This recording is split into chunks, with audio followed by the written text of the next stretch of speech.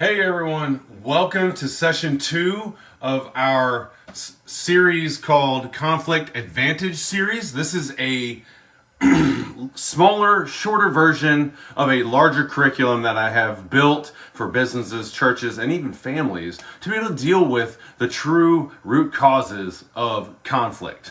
So, with that being said, if you didn't see my first session, or if you weren't able to be at the live session, you can go to YouTube, the Forge Underground by 8 Point, that's 8-point, and you can see the first session where I talk about the ABCs of conflict.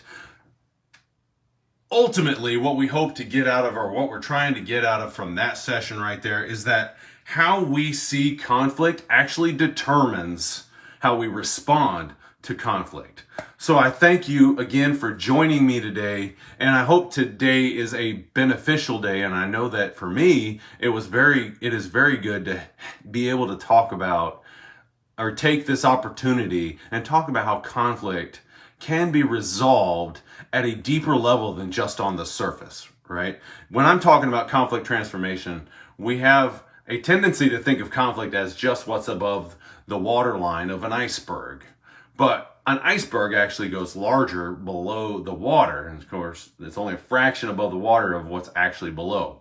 And if we get to the bottom and the root cause of that conflict, we can negate whatever damage may be caused by allowing it to continue. But as leaders, as men in our house, as husbands, as fathers, we have an obligation to make that happen. So before we get into the material, I want to ask a few questions and get you kind of started on the thought process. So I want you to think about these questions as we're going through our session today. The first question: what conflict are you allowing to take root in your life today? Is it something at work? Is there marriage tension? Is it just an internal frustration that you're dealing with? What conflict are you dealing with right now? What or when did you first notice that this was a problem? What were the signs, symptoms? Was there any early warning that you could have plugged into to be able to stop the conflict before it even started? This is what we're going to talk about today. Now, let me set you into my boardroom. I went to work one day and I was going into a meeting, and there was basically everybody else was there. I was running a few minutes late, answering emails as always, right? And I realized as soon as I walked in, there was something wrong. Something wasn't right. Nobody was talking to each other. Heck, nobody was even really what seemed like breathing even. The coffee was bitter, and if you looked off to the side where the interns were, they looked like if they made the wrong move, they were going to die. So something was obviously wrong in this situation. Something was obviously wrong. Sorry, I got my notes here. I'm trying to make sure that we have everything. But what you see there is tension. And what is that tension? That tension is the conflict taking root, starting long before words are actually spoken. And many conflicts start that way. It's the nonverbal communication that we see. If we aren't paying attention to those nonverbal communications, we miss an opportunity to deal with what is going on. So, let's talk about what happens if we don't deal with it. What do you think the cost is if you don't deal with the conflict? If you change nothing about what's happening in that moment, what do you think the cost is? Well, the research is showing in a recent study that I just read from 2018, about 85% of employees, this is in the business world, employees claim that they are dealing with some sort of conflict at any given point. And 41% of them say that the conflict is never actually resolved. That costs the business $359 billion every year.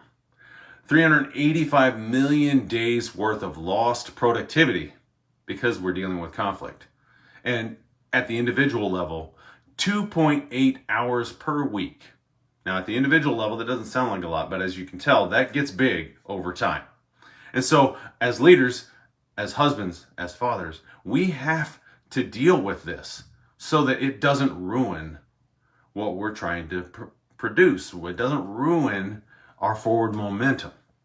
And as a leader who sees conflict coming, we are now able to protect not only our mission at work, but our marriage and our family at home. Okay?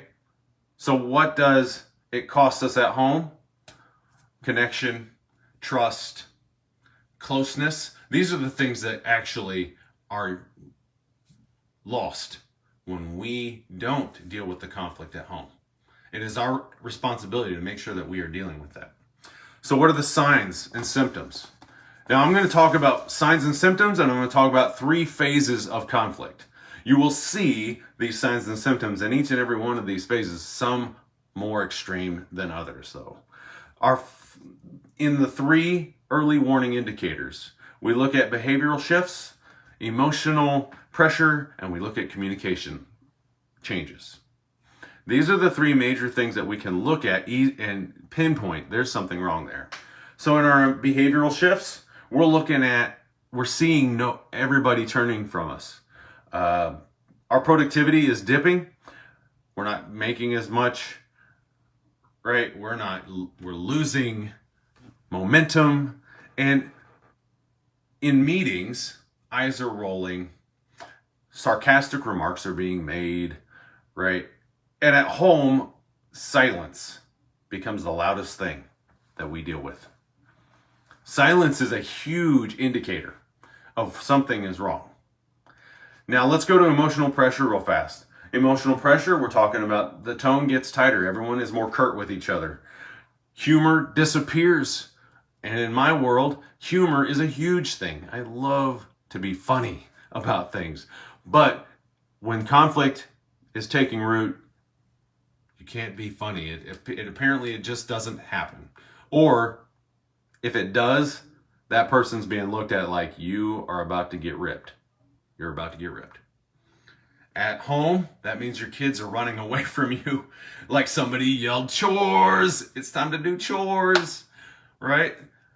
That means your wife is turning her back on you. That means your wife isn't willing to communicate with you. These are the emotional pressures. These are the things that you got to keep your finger on the pulse. Now, communication change. Obviously, we already talked about tone changing, but now we're also seeing problems being unspoken.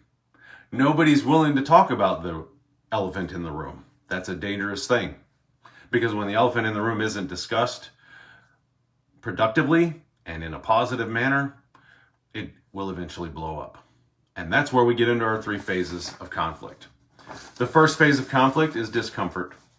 Discomfort seems easy.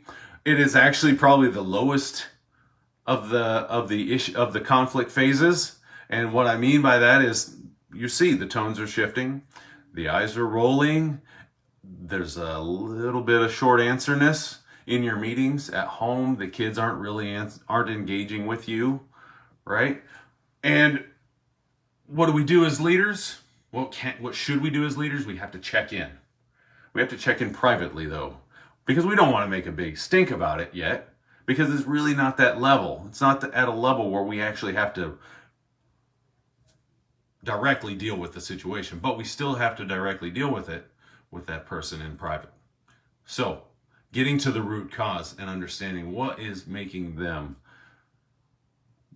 turn or change or be uncomfortable about the situation, about the conflict. Set phase 2, disagreement. This is when we start upping the ante, or at least the people around us start upping the ante on dealing with the conflict. We have interruptions, there's rebuttals, arguments. You can't get a positive word in edgewise, really, right? But what we see when we deal with that, when we don't deal with that, is it explodes to defensiveness. And we'll talk about defensiveness here in a second. So as leaders, we have to be a little more direct And in conflict transformation, directness is extremely important, but it has to be tempered by what level of disagreement, what level of conflict we are actually at. Obviously, the smaller discomfort part of it probably doesn't need to be so open and upfront. But as we build up, now we start dealing with, hey, let's slow down and let me clarify what I'm telling you. Let me clarify the instructions if this is the confusion. Let's clarify what you're dealing with or what you're seeing as the problem. And then we get to the root problem. And as we clarify, we can come back to the actual conflict and ease the pressure. Change the communication back to the way we need it to be and engage. Now, the last one, which is the most explosive, as I talked about, defensiveness. Defensiveness is where voices are being raised, everyone's starting to withdraw from either the project or from you, and kids are at home are just completely disregarding what you're saying. We have to look at conflict as that volcano as a source. So defensiveness is the explosion of the volcano. Now, if we had been thinking and looking ahead at the real problems, the epicenter of the overall conflict, we could have eased some of that. You can't lead in a conflict if you're pretending that nothing is happening. If you're sweeping it under the rug and ignoring the issues of any people in your life, your family, work colleagues, bosses even for that matter, if you're ignoring it, you can't deal with it. And that's dangerous. This applies, like I said, at home and at work. So as leaders in our family, at our work, we have to engage, we have to learn a skill that I call checking the gauges. Ultimately, what I'm asking you to do is ask 3 simple questions. Has someone's tone changed? Popped up on my, there you go. And intervene before the lid blows. So maybe that means that, hey, I want to talk to you about what's going on. Let's check in. Can I check in with you? Before anything gets bigger, can we have a discussion on what's bothering you?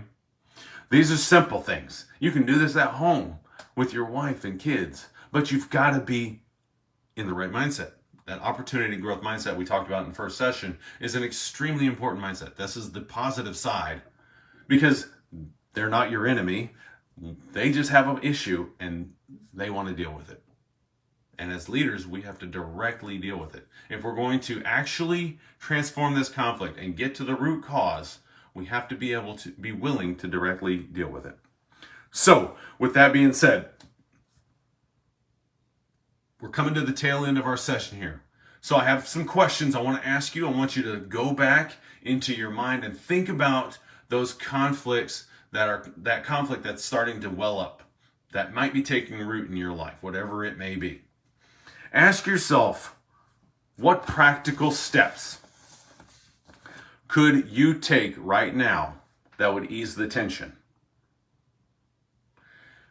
Ask yourself, what could I save by taking action early in any situation, any conflict? Maybe it's not the one that you're dealing with right now, but future conflicts. What can I save? And in dollars and cents, we already know that it's a big savings. You have $359 billion lost every year because of conflict. Did you know, incidentally, that if you needed to go to mediation or arbitration, that could cost you between $2,500 and $25,000 in every instance that you bring a mediator or a arbitrator in? So, what could I save by having this kind of instruction for my employees, for my church group, for even my family, for that matter? Divorce is on the rise. If we aren't willing to deal with these conflicts, we wind up in the same issue as 50% of the nation. is 50% of the world, really. And we don't want that. As leaders in our house, we have a responsibility to take our steps early, to take actionable steps early, to not only save our company's money, but also save our lives, save our marriages, save our families. And we prevent unnecessary damage. I thank you guys for joining me today. Remember to like, subscribe, and share this video. I'll be putting it up on YouTube for everybody to review over again. If you happen to be dealing with some of these issues, these conflicts that I've been talking about, and you haven't figured out how to do it, or you just need a little assistance, send me a message. Let's talk.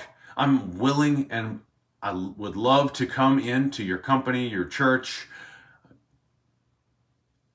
whatever group you're having issues with, and do these classes. And so we can get to the real problems of whatever conflict you're dealing with. Thank you again for your time. I really appreciate everybody and look forward to seeing you again. We'll talk to you later.